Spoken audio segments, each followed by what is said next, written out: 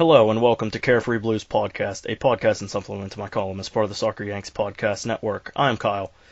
And I'm Amadi. And we are your co-hosts of the Carefree Blues Podcast. We are here to bring you episode number 12. We decided to change up the format a little bit here.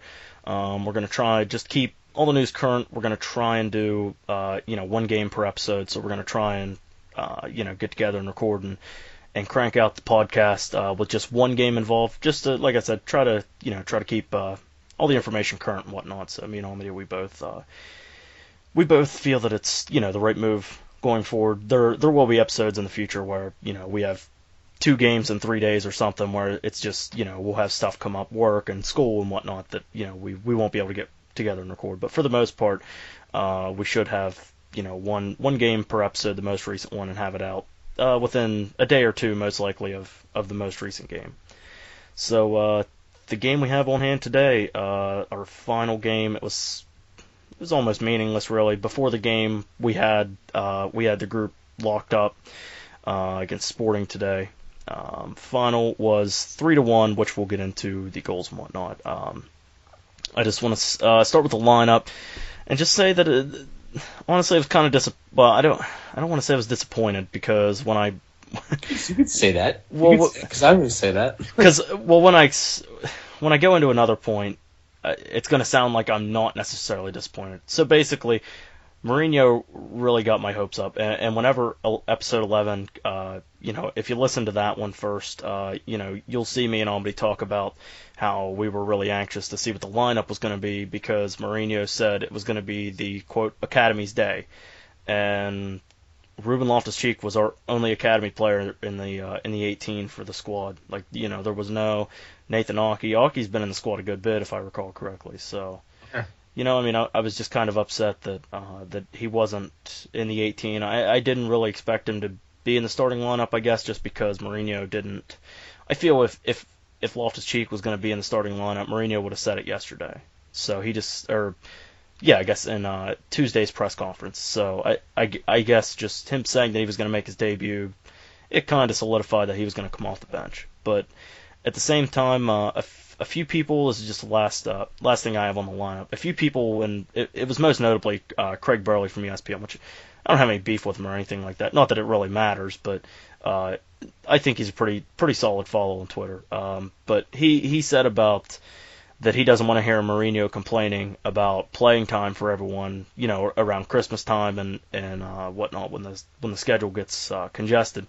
But at the same time, today we had no John Terry, no Ivanovic, no Hazard, no Willian, no Oscar. Fabregas is going to get to rest on Saturday against Hull because of yellow card accumulation. And Luis, he probably won't play Saturday.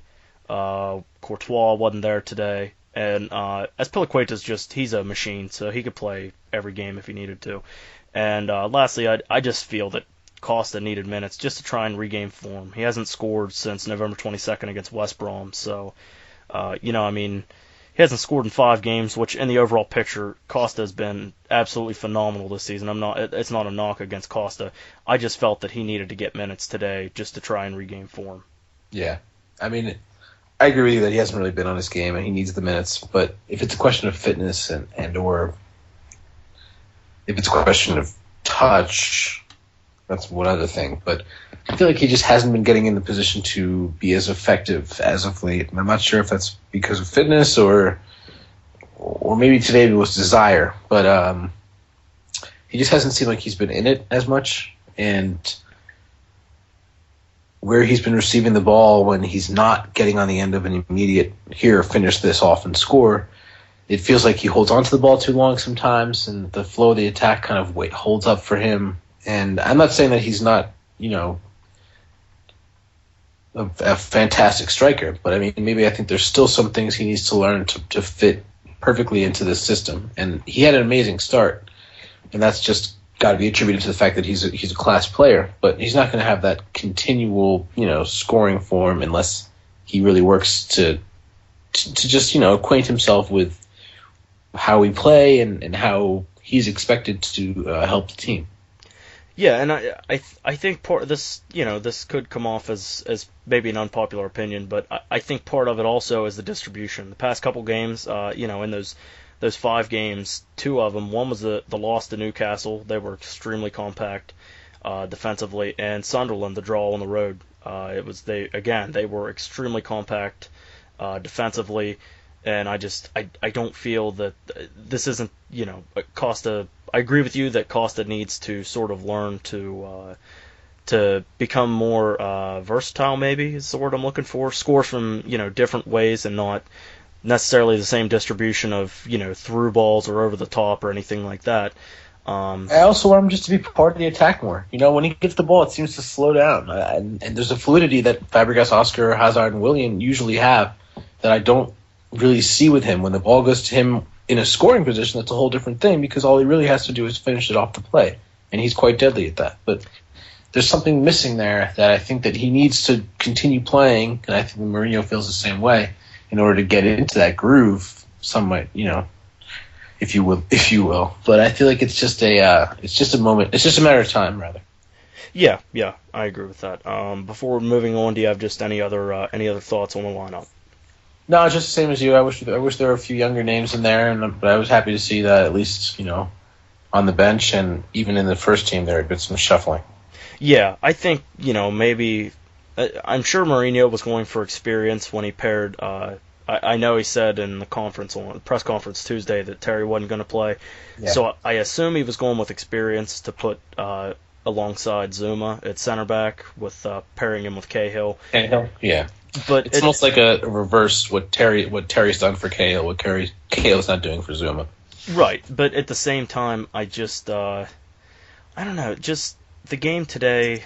Like I said, it was almost. I don't want to call it meaningless because I don't think any of our games are truly meaningless. But regardless of result today, our position wasn't going to change. No, continue. Sorry, I don't want to cut you off. That's okay. I think that our position in the table, it wasn't going to change. So I don't want to say that the game was meaningless. But at the same time, Cahill. I haven't looked at the total minutes in a couple games, but Cahill. Through 20 games, Cahill was tied for second with Terry and Ivanovic for most minutes played. And Cahill really hasn't been on good form lately. So I guess if I could see one player that shouldn't have played today, it was Cahill. And, it would have been a very inexperienced center back pairing. But if we would have thrown, we could have thrown Ivanovic back there if we wanted. But even then, we could have thrown Nathan Aki there and we could have thrown Christensen there too. So yeah, I like the fact that Cahill was playing on the left center and not right center. I feel like he has more of a commanding presence where Terry likes to play, and that could be one of the reasons for his deficiencies recently. But that being said, I think this game meant a lot to us, not because of the Champions League and obviously we'd gotten through and won the group, but coming off the back of that loss, I think we needed to beat a team. We needed to beat a team at home. And I think that was also a factor in Mourinho's lineup. Very defensive in the middle, but quite free flowing down the sides. And I'd say that starting Luis was very positive. Him getting a penalty within the first 10 minutes was a clear example of that. And also having Salah start on the same side as him, both left-footed players with a left-footed instinct to cut inside. And I think that was shown throughout the match. Salah had very good success just because of Felipe Luis's positioning. So, I don't know. I feel like today's match was necessary for us, our morale, even not just the team, but for fans alike. Yeah, I agree with that. I liked. It's funny, just we episode 11 that we recorded just a couple days ago. It's just funny how we mentioned about Montic's absence, and it's just kind of like the saying, you don't really know what you got till it's gone. And then just seeing Montic out there today, everything that we said was missing in the Newcastle game was so apparent in this game. Montic just interception after interception in the middle of the field. And also, him starting attacks, he got the assist for Schürrle's goal. He was everywhere as usual, and his absence and his return were so poignant. Like, it's so much of a difference when he isn't there, and when he's back, it's like we're stable again. And the fact that him playing alongside Mikel allowed Fabregas just to do whatever he wanted offensively, which is devastating for Sporting. But that's the position that Oscar usually occupies, and Fabregas showed that he can still do that quite well. So Yeah, yep. And the next point I have, just kind of brief, but Cesk's passes, as always, they were just fantastic today. Sort of backtracking to the Costa thing, about the distribution thing. Just that he played a ball from like near midfield into the 18-yard box, and Costa played it on his chest. I'm sure you remember it, and it was just Costa just. He got just a little bit too much of a touch on it, but it was just a little too much. It was just such a nice ball. Yeah, and then just the other thing I have on Cesc that I thought was interesting. I liked seeing him in the advanced role today, but I haven't looked at heat maps. This is just the eye test, but I feel like he was setting himself up in positions where it wasn't necessarily as advanced. Like he seemed to be distributing the ball in spots that he usually distributes it from when he plays defensive mid alongside Matic or diagonal to Matic, whatever you want to say. Yeah. That's just, I don't know if you notice it, but that's just a general observation that I saw. No, I agree with you. I think that that's a very accurate assessment, and I also think that he was trying very hard to, I don't know, I mean, he was trying very hard to maintain his normal position when he's in there with Matic, and having Mikel in there made it kind of unnecessary. So there were points when the offense kind of stagnated and we were forced to go laterally, but that's something we've been doing a lot, especially in the last couple of weeks against Sunderland and Newcastle, because they had so many men behind the ball. But I think where he was really the most exposed was when Sporting would attack and shift the ball. He has, I guess, this tendency now to drift deeper, drop deeper into the midfield, whereas Oscar usually follows the pass and makes a tackle or forces, the ball to go back the other way and recycle. So, I mean, Sporting had a little bit more joy on the ball, I guess, when they were breaking into our half, because they had freedom, towards the back of their own midfield.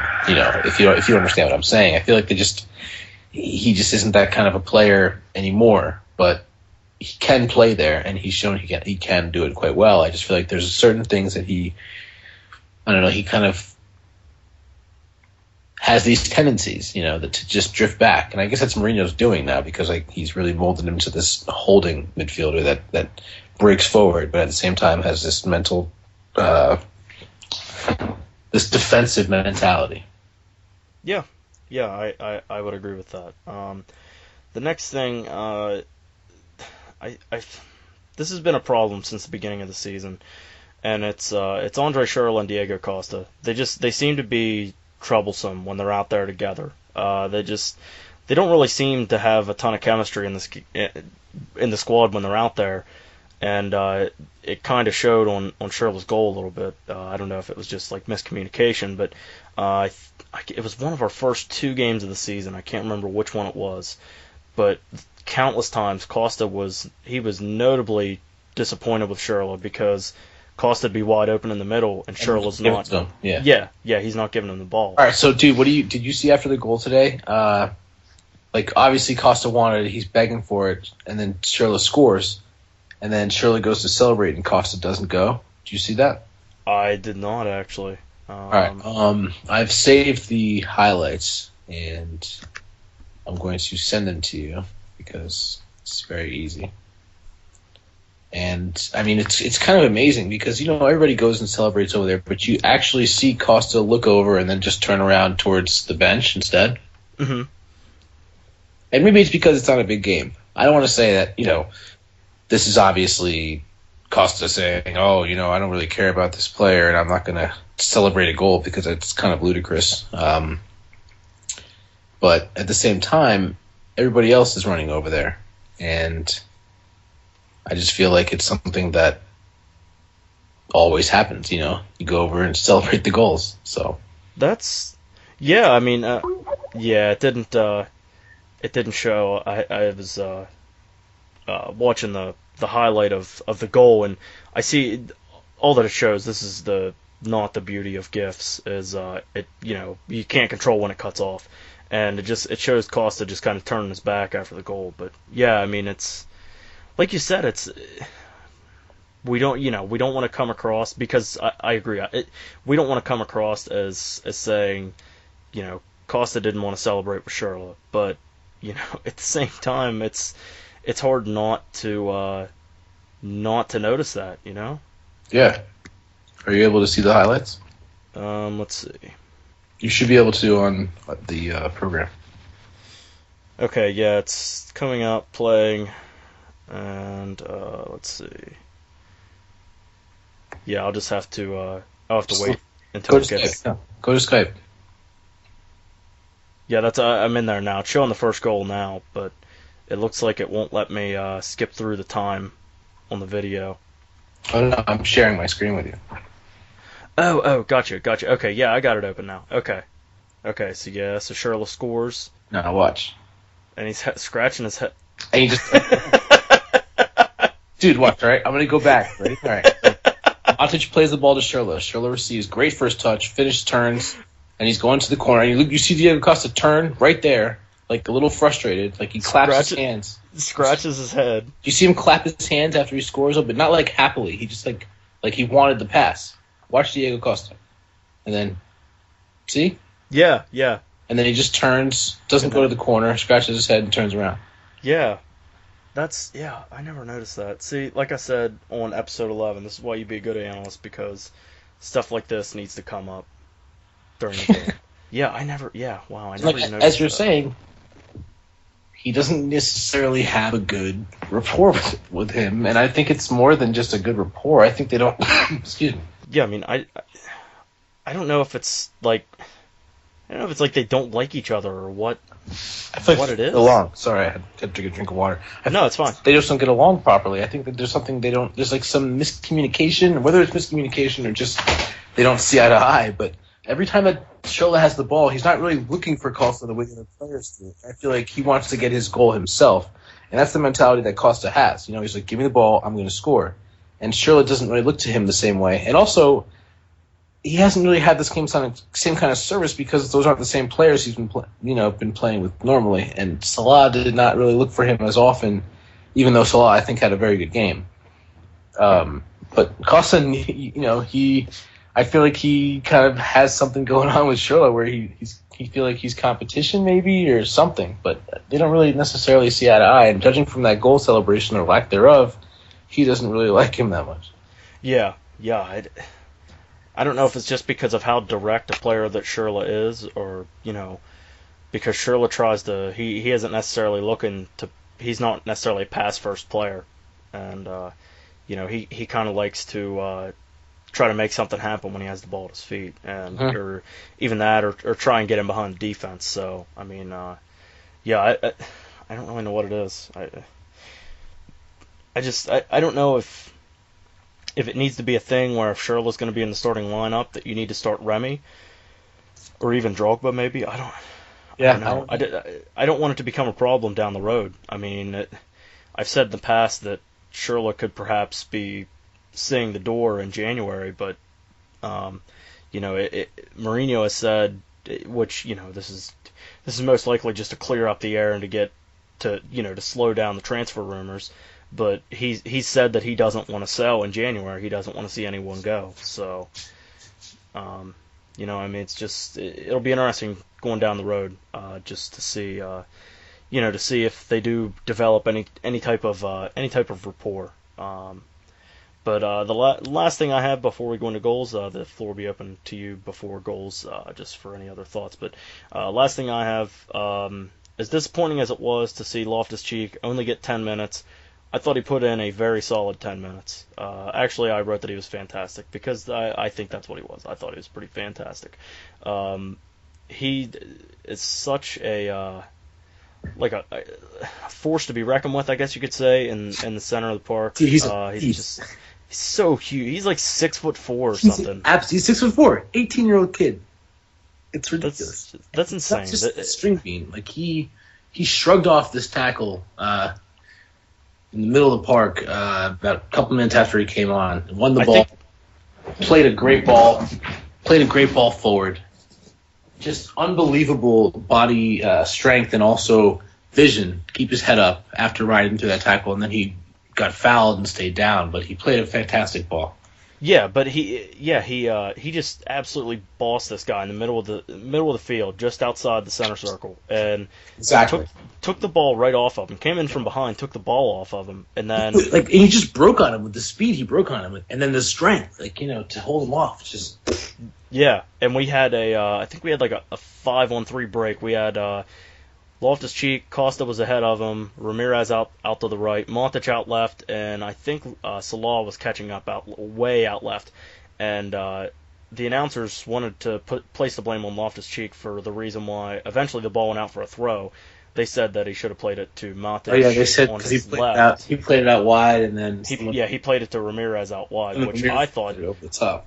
Yeah, I thought that was a perfect pass because he would have had to have went, against the grain across his body just to get it to Montic. Montic was wide open. It would have been if he could have got a through ball, it would have been nice. But I just don't think that was the bet. I think the better ball for him at least was to Ramirez. I agree. Yeah, and just the only thing of Loftus-Cheek's game that I didn't like, and it's something that annoys both you and I, is his corner kick, which I'm not going to give the guy hell for having, corner kick. Right. So they told him to take the corner. I don't know why, but I mean, he just. I think it was because it was just after that play where he took the ball off the guy.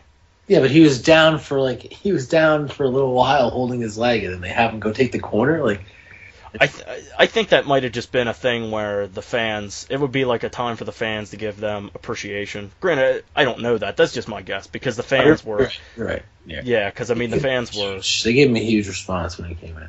Yeah, but like you said though, it's like when Hazard went down in that one game, and after he got up, he was still limping, and they kept passing him the ball, and he's looking around like, "What are you guys doing?" Yeah. But yeah, I mean, other than that, Loftus-Cheek's corner kick hit the first guy, and that sucks. But I'm sure the dude. I haven't watched youth games, so I'm not going to act like I know what I'm talking about as far as the youth team's concerned. But my guess would be that it's 6'4". He's most likely in the box trying to get ahead on corner kicks rather than taking corner kicks. Yeah, I mean, I've seen Boga take them. I've seen Izzy take them. I don't know. I just don't. I usually see him attacking the balls in the youth games I've watched, and for the England games. Yeah. So okay. So yeah, before we get into goals, just anything else that you have.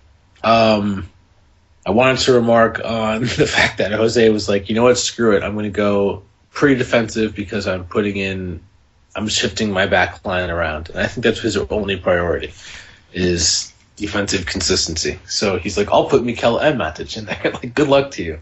But I think that it was more of a cover for Zuma and Cahill, who don't necessarily have a partnership yet, So if we're going to stick with this, we're going to need them to build one, and I think that's a good combo. Yeah, I think that they've only played together in one, maybe two games in the Capital One Cup, and I think that's about it. That's about it. Yeah, I think he also played. The interviewer after the match was talking to Zuma, saying like, you've been used in Champions League most often. It's like, how do you feel about that? And he's like, I think Jose has faith in me, and it feels good. So, like, I do like the way he's managing and giving them responsibility in big matches, even though these aren't necessarily the biggest, but he has played already in the Champions League. Yes. Yep. I agree with that. So, anything else before we go into goals? That's all. Okay. So, 1-0 came... I forgot to jot it down. It came in the 8th minute. 7th or 8th? Yeah. Yeah, it was 7 and some change on the clock. Just really, I don't... It was a nice move by Luis. I just don't really think that the ref had much of a choice but to call the foul. Exactly. He left him with no choice. And the guy did not make any complaints. No, yeah, I think he knew it was a foul, or a penalty. So just the fact that he megged him in the box. And he was just distraught. He was like, I'm not going to argue this. This is a dark day for me and my family. Exactly.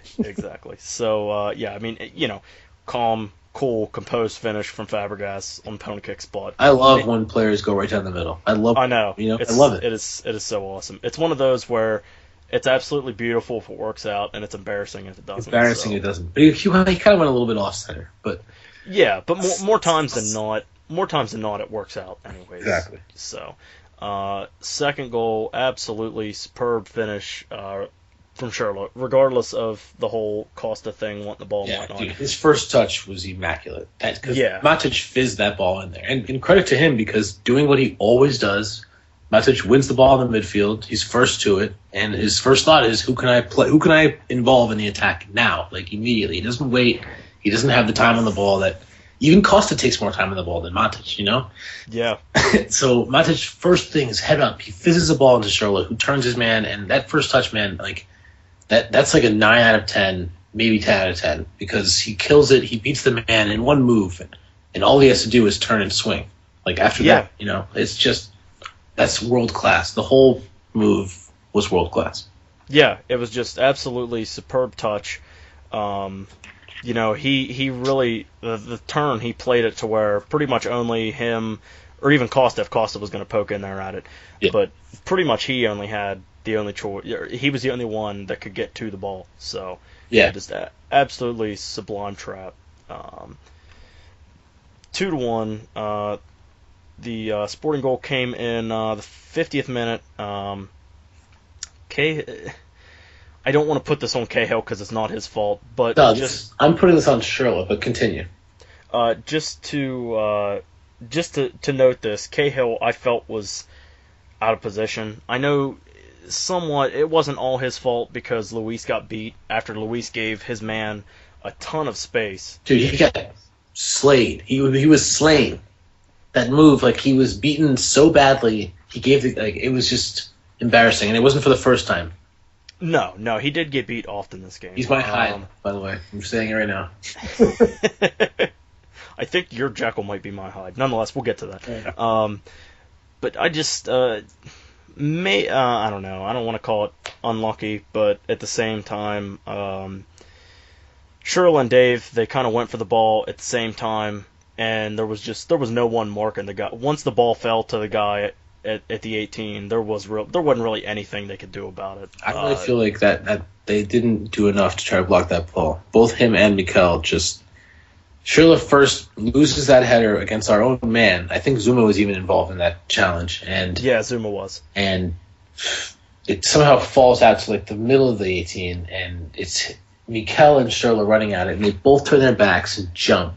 And the ball goes right between Schürrle's legs and next to Mikel's foot. And I think that's, if that's Terry and if that's Cahill, that ball's blocked. I'm sorry, Yeah, I agree with that. It's a different caliber of knowing when to sacrifice your body for the team. I don't think that Schürrle possessed it there. And Mikel, frankly, should know better. Yeah, and I don't particularly like just someone. The guy just he was so wide open. Yeah, what's going on there? Why are 3 of our players going for the same header?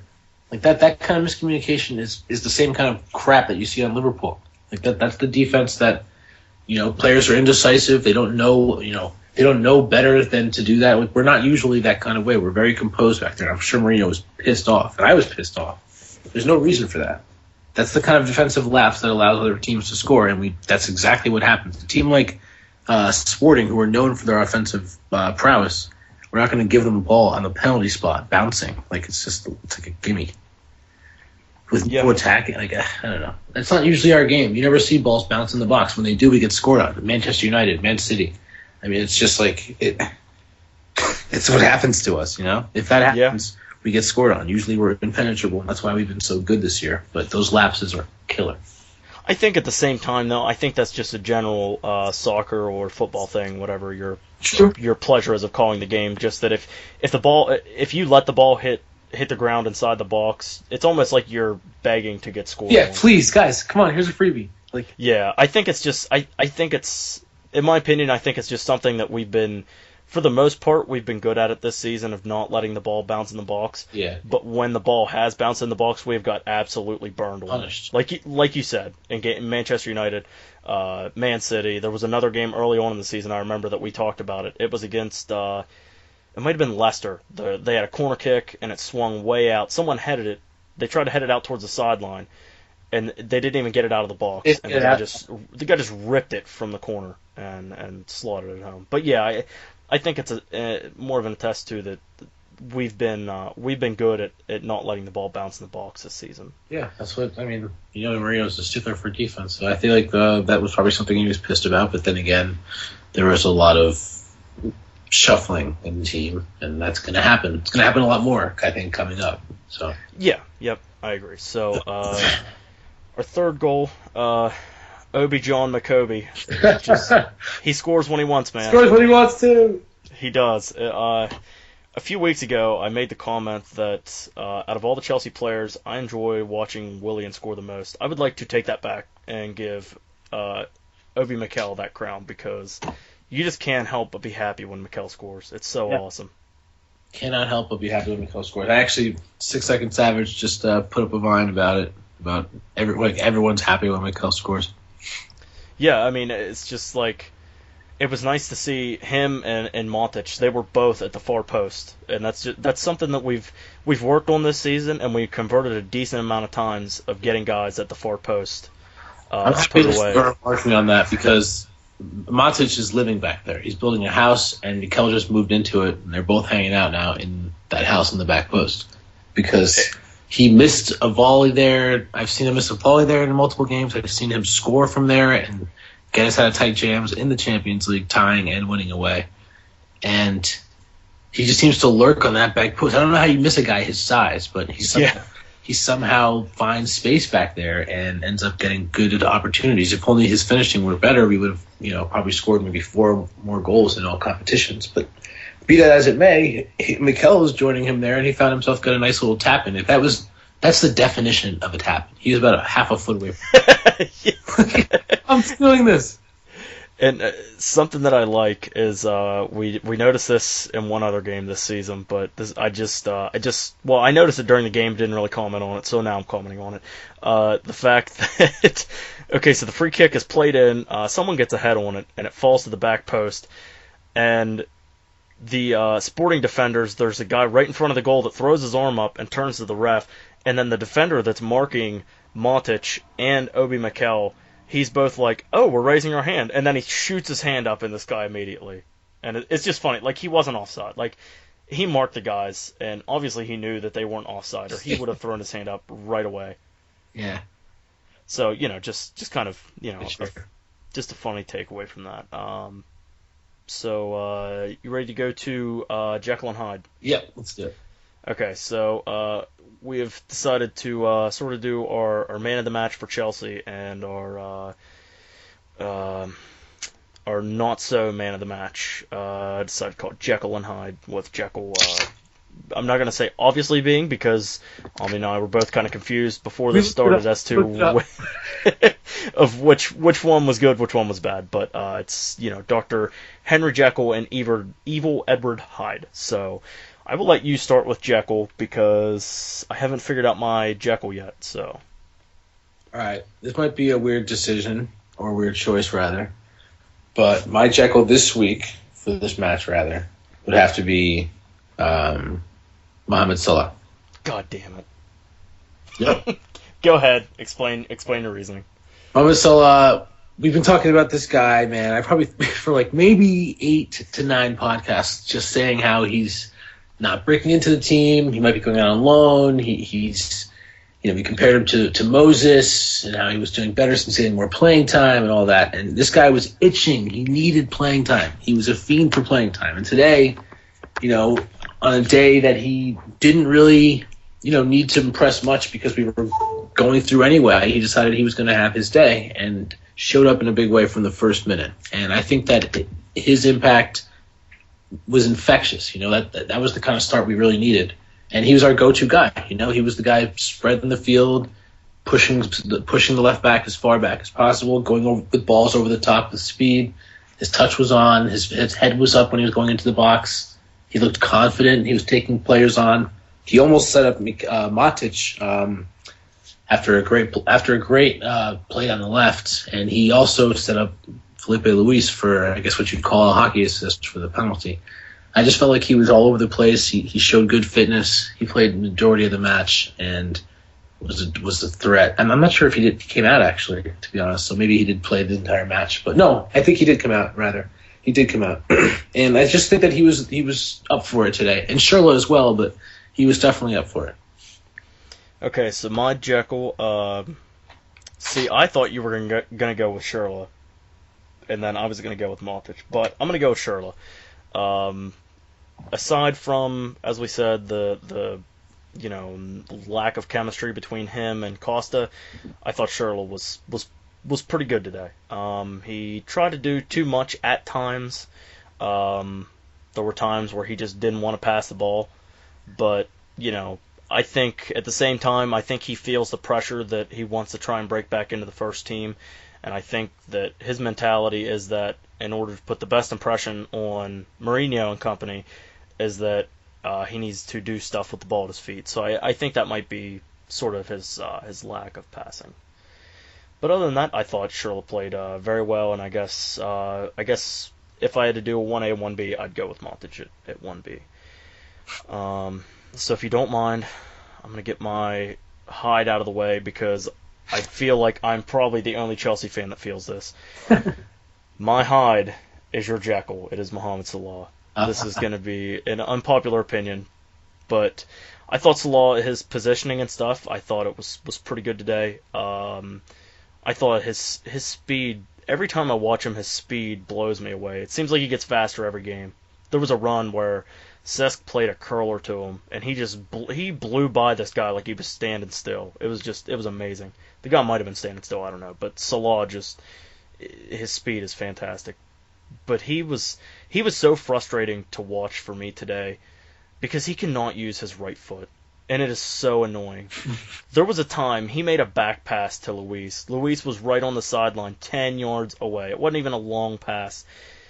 Salah tried to do an outside of the boot pass to him and kicked it right out of bounds for a throw-in. It was just frustrating. So frustrating to watch. He made an absolutely beautiful run to get inside the 18 with the ball, but he didn't get a shot off because it was set up on his right foot. Some players, like Felipe Luis, you can tell that he only uses his left foot. But he is at a skill level where he's good enough to set himself up so that he doesn't have to use his right foot. And Salah is not at that level yet. And it was so frustrating to watch Salah. Defenders mark Salah so that he couldn't use his left foot, and Salah just get into uncomfortable positions and be forced to either use his left foot uncomfortably or uncomfortably use his right foot. So that is my hide for today, and it's going to be an extremely unpopular opinion, but that's just how I feel. Hey man, you got an opinion, and you still buy it. So I don't really think that's going to be that unpopular. I'm sure people will have some opinion about Salah as well, especially if that kick out of bounds. But my hide this week is Senor, or I could be wrong, Felipe Luis. And I feel like he started well. In fact, he started really well, winning us a penalty. He was getting forward and also handling his defensive responsibilities. He was passing very well. In fact, he finished with 89% passing, which is rather good. And he kind of tailed off towards the end of the first half, and then he never recovered. His crossing was pretty poor, rather aimless if it wasn't headed towards Diego Costa.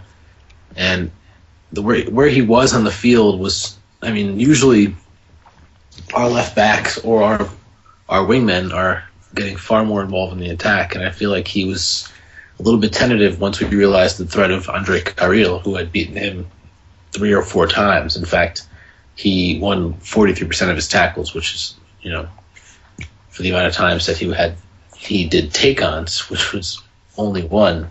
It's a little bit less than the amount that we would be expecting out of an attacking left fullback. So I think that just because we saw Azpilicueta doing his usual on any side of the field, you can just judge by this heat map where he spent the majority of his time. It's a little bit difficult to justify starting him in his place. So he's my hide for the week. I know he's skilled. He did win us a penalty, but he just doesn't have it for me yet. And getting beaten so easily right before the Sporting goal just kind of was the icing on the cake. I totally see that. Just one thing I have on Luis, as far as positioning is concerned, again, I haven't looked at heat maps, but it seems like there were multiple times where he was sort of playing inside Salah on the attack. Yeah. Like, he sort of got sandwiched between Salah and, Instead of whether it was overlap. Costa or... Yeah, because usually you want your fullbacks to be the furthest guy out, Yeah, and also- if they're going to be in the attack. Exactly. But it just kind of seemed that Luis was getting himself in attacking positions that were really unfavorable and maybe sort of clunking up Salah's ability to maybe get inside and stuff like that. I fully agree. I feel like he was stagnating the offense by not making the overlapping run and just kind of sitting there and adding another player and also another defender to the mix. I think that he needs to be either on the move or, offering a lateral pass, but not trying to block those passes that could easily be going to Fabregas, who can distribute far better from that area. And I don't know. I totally agree with the point you're making there. Like, his positioning was just a little bit off, and normally Azpilicueta is more on the overlap there, but normally you'd see Hazard there too. So I don't know. Maybe he thought the two of them would work well together, Salah and Luis, and I'm happy they both got it run out, but he's still my hide. Okay, yeah, totally agree and respect that. Okay, so just the last thing I have on the game, nice to get 3 points. Like I said before, it wasn't going to change our position in the group regardless of result, but it's always nice to get a win. Just for this game specifically, do you have any closing thoughts? No, just that it was fantastic to see Youngster get his minutes out there and get well received by the crowd. And I just thought that it was a good night for Chelsea Football Club. Yep, totally agree. So that wraps up the group stage. We finished, as I said, top of the group with 4 wins, 2 draws, no losses. The draws being at Maribor and at home against Schalke. Is that right? Yeah, at home against Schalke. That's correct. So, plus 13 goal differential, finished with 14 points. We had the most goals scored out of any team across the European Champions League, with 17 goals scored, and we had the third least conceded. I think it was third. We conceded 4, and I think that was tied with a couple teams. Actually, no, it looks like it was back more. Atletico conceded 3, Real Madrid conceded 2, Monaco conceded 1, Dortmund, Bayern conceded 4, we conceded 3. My apologies. I typed that in wrong. 3, yeah.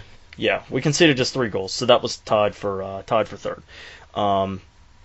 Just overall in the group, as far as obviously it's good to see us go through as top of the group, and I think it's good to see Schalke going through. I'm happy for Schalke and Di Matteo. Yeah. I don't really have any other thoughts. We were one of 3 teams to go unbeaten in the group stage, along with Porto and Real Madrid. So that's always good to see. Aside from that, I don't really have any other major thoughts that hasn't really been touched upon in past podcasts for the length of the group stage. Do you? Nah, I do. All right. So looking ahead to the round of 16, there are. So in case you aren't aware of the way it lays out, teams we cannot play. We cannot play winners of other groups in the round of 16. We cannot play whoever finished second in our group, in this case being Schalke, and we cannot play teams from our same nation in the round of 16. So we cannot play Arsenal, and we cannot play Manchester City. So the teams we can play are Juventus, Basel, Bayer Leverkusen, PSG, and Shakhtar Donetsk. Out of the 5 teams, the team I want to play is Bayer Leverkusen. I feel that group was just weak overall. Monaco scored 4 goals in the group stage and won that group. They scored 4 goals in 6 games and won the group. Yeah, I'm gonna have to say that I prefer Leverkusen, and then I'd take Basel. Yes, I agree with that. Just because I felt that Ludogorets. I kind of felt Ludogorets was sort of out of their league, but they hung in there though. I mean, going into the last day, Liverpool, and Basel all had 4 points. So, and then I thought Basel and Liverpool were both average. Agreed. So I would agree with that. Leverkusen, they scored 7 goals and conceded 4, so they were pretty good defensively, but not necessarily the best offensively. So I feel that Group B and C were the weakest. Outside of Real Madrid, out of the 8 teams in Group B and C, there really wasn't a great team in either of those groups outside of Real Madrid. So I would personally like to take our chances with Leverkusen and Basel. And I have a little bit of statistical analysis, and I need to find the explanation I found because it kind of confused me. Because you would think that, okay, so Chelsea has 5 teams they can play. You would think that each team has a 20% chance of playing Chelsea, but apparently not. Apparently that's not how it works. Apparently we have a 28% chance of playing Leverkusen, which is the highest out of any team of playing any other team in this whole group stage. So like Bayern, their highest percentage. Just noticed this.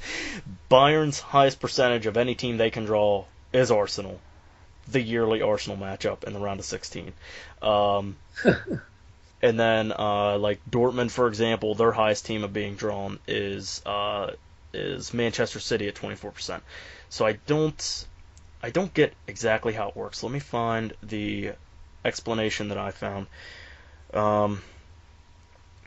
So basically, this is the explanation I found, and even then, it's not even necessarily clear. It just says that because Juventus can play 7 group toppers, so pretty much they can play everyone except for Atletico Madrid, because they were the only team from Serie A that qualified. And then Arsenal can only play 6 group toppers, all excluding Dortmund and Chelsea. Dortmund because they were in the group, Chelsea because we're in the same nation as Arsenal. At the same time, Atletico can only play 7 second placers, Chelsea can only play 5, and it's a whole complex mess. That is the exact description that this person put it. That's the best explanation that I can find. So I guess it just has to do with probability calculations and stuff like that, which we're not going to get into. I'll just say the facts that the team that we have the highest percent chance of playing is Leverkusen.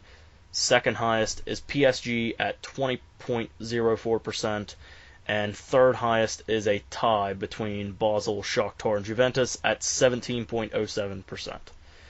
So take from that what you will, but I would like to see Leverkusen, and it seems, as far as some probability calculations are concerned, it seems like that is who we have the best chance of playing in the next round. Yeah, I have to agree with that. I think that, I don't know, I feel like we're going to get Juventus again. Yeah, I don't know why, but I'm going to be a pessimist. That way I'm pleasantly surprised when it doesn't turn out that way. But exactly. I want to go into this with the mentality that we're going to draw PSG or Juventus because, realistically, I would be happy with Shakhtar, Basel, or Leverkusen. Yeah. So I'm going to go into this expecting, this is kind of how I go about life just overall. I just expect the worst, and then when the average happens, I am so happy. So it's just, it's just kind of how my brain works. Doesn't make a ton of sense, but that's just how it goes. So, yeah, I mean, that's just, that's how I hope it plays out. I hope that we end up getting Leverkusen. Just as far as looking at other teams, I think, I forget off the top of my head who the other team was that can only play 5 teams along with us. I can't remember who it was. It might have been Barcelona. I can't remember. But yeah, there was us and there was another team that could only play a total of 5 teams. I guess I could find it here. It was us and Bayern. So us and Bayern only have 5 possible teams that we can draw. So last thing I have, just for round of 16 and for today's pod, is that the draw will be at is it 5 a.m. on Monday or 6 a.m. I believe Eastern time on Monday. So I honestly, going into this game, I didn't even realize when the draw was. I didn't know it was that soon. I thought it was after New Year's. So I'm happy about that. That gives us something we can talk about next week, and it gives us time to prepare and look ahead to who we're going to play. So, do you have anything else to wrap up the round of 16 or just today's pod in general? No, I don't. I'm just excited about the draw. I wish it was tomorrow morning at 6 a.m. how they make you wait. It's just like, they know it's like they're like a terrible drug dealer. Yeah, I mean, there's like this awful vice, and I need it, and they're like, no, we'll make you wait. I agree with that. We're not condoning drug use, by the way. Nope. For those that want to misconstrue what we're saying, we're not saying that at all. If you want to do drugs, watch soccer. That's your drug. Exactly. I prefer to get high on soccer on early Sunday mornings. And if you follow my tweets, you can tell I don't sleep, so I might as well be doing it. So. Exactly. So yes, I mean that's a wrap for today. We got pretty in depth with everything as far as current news is concerned and whatnot. So you can follow the Carefree Blues podcast at Carefree Blue Pod on Twitter and at socceryanks.com/Carefree Blues. You can find me at KBJelly on Twitter and everything soccer on the Soccer Yanks website at socceryanks.com. And last thing I have here is a plug to website coming soon that Amadi is joining me in. I'm the co-admin, I guess you could say, of a Chelsea fan website. It is thestanfordshed.com. The website is sort of up and running now, but the full website will come here shortly. And you can follow them at the Stanford Shed on Twitter. Amadi, share with the fine listeners of the pod where they can find you. You can follow me on Twitter at Amadoit. That's AMADOIT. You can also find me on Twitter at number 6 and then Second Savage. You can also find me on Vine at the same name, 6 Second Savage. Those are for Vines, funny stuff, tactics, and all that good stuff for football. I also am a writer for ChelseaIndex.com. It's all this for Chelsea fans. It's all tactics, strategy, match previews, analysis, post-game, all that good stuff. And I'm also writing for WorldSoccerTalk.com for a weekly Team of the Week on BPL. I'm also managing their digital social media. So if you want to reach us, you can definitely drop us a line at any time. I'm usually on Twitter at all times, even when I'm sleeping. So don't hesitate. I'll check it. I'll check it in the middle of the night. No, I'm just kidding. But really, guys, definitely let us know if you like it, if you hate it, if you want to hear something that you haven't, if you appreciate parts of the pod. We'd love to hear from you, get some feedback on any of those mediums. So definitely reach out to me or Kyle. Yes, exactly. Amadi and I spend so much time on Twitter. It's kind of... It's disgusting. Yeah, I can't decide if it's pathetic or amazing. I don't really know. It's a combination. It's right in the middle. Yeah, exactly. There's a gray area in between there, and that's the gray line that Amadi and I are tiptoeing. And lastly, I will just say that for a couple days I sort of cheated on 6 Second Savage because there was this account that came up. I think they were called like 6 Second Soccer, which I quickly unfollowed today because they decided that they were going to send out stupid tweets, not even soccer related, advertisements basically. Yeah. So it became one of those accounts, one of those like troll accounts sort of that, they posted funny vines and stuff, but then today, like during the matches, they were posting like just absolute nonsense. So your one-stop shop for soccer vines, not just Chelsea vines, but soccer vines, is 6 Second Savage on Vine and on Twitter. So, again, we want to thank you for listening. If you guys enjoyed it, be sure to rate and review on iTunes, YouTube, engage us on Twitter. Stay carefree wherever you may be. We are out.